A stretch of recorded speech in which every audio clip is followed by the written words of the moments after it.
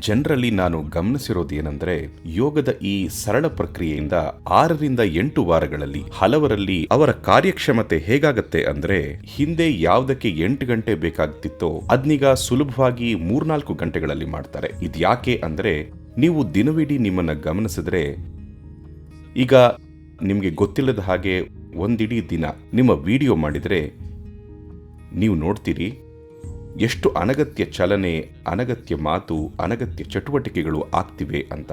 ನೀವಿದನ್ನ ಒಂದಿನ ಮಾಡಬೇಕು. ಒಬ್ಬ ಕ್ಯಾಮರಾಮನ್ಗೆ ಹೇಳಿ, ನಿಮಗೆ ಗೊತ್ತಿಲ್ಲದ ಹಾಗೆ ನಿಮ್ಮನ್ನ ವಿಡಿಯೋ ಮಾಡೋಕ್ಕೆ ಹೇಳಿ. ಒಂದು ದಿನದಲ್ಲಿ ಎಷ್ಟೆಲ್ಲ ಅನಗತ್ಯ ವಿಷಯಗಳನ್ನು ಮಾಡ್ತೀರಿ ಅನ್ನೋದನ್ನ ನೋಡ್ತೀರಿ. ನಿಮ್ಮ ಮನಸ್ಸು ಹೆಚ್ಚು ವ್ಯವಸ್ಥಿತವಾದರೆ ಈ ಅನಗತ್ಯ ಮಾತು, ಅನಗತ್ಯ ಕೆಲಸ, ಅನಗತ್ಯ ಸಂಗತಿಗಳು ಇಲ್ಲವಾಗುತ್ತವೆ. ಅವೆಲ್ಲ ಹೋದ್ರೆ ನಿಮಗೆ ಸಾಕಷ್ಟು ಸಮಯ ಸಿಗತ್ತೆ. ಜೀವಿಸೋಕೆ 24 ಗಂಟೆಗಳಿವೆ, ಸರಿನಾ? ಈಗ ನಾವದನ್ನ 26 ಗಂಟೆ ಮಾಡಬೇಕಿಲ್ಲ, 24 ಗಂಟೆಗಳು ಸಾಕು. 24 ಗಂಟೆಗಳಲ್ಲಿ ಸಾಕಷ್ಟನ್ನ ಮಾಡಬಹುದು. ನಾವು ವ್ಯವಸ್ಥಿತವಾಗಿ ಏಕಾಗ್ರತೆಯಿಂದ ಇದ್ರೆ 24 ಗಂಟೆಗಳಲ್ಲಿ ತುಂಬಾ ಕೆಲಸಗಳನ್ನು ಮಾಡಬಹುದು.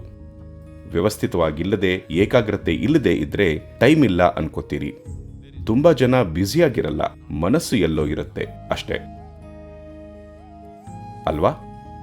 ಮನಸ್ಸು ಯಾವುದರಲ್ಲೋ ಮುಳುಗಿ ಹೋಗಿರುತ್ತೆ.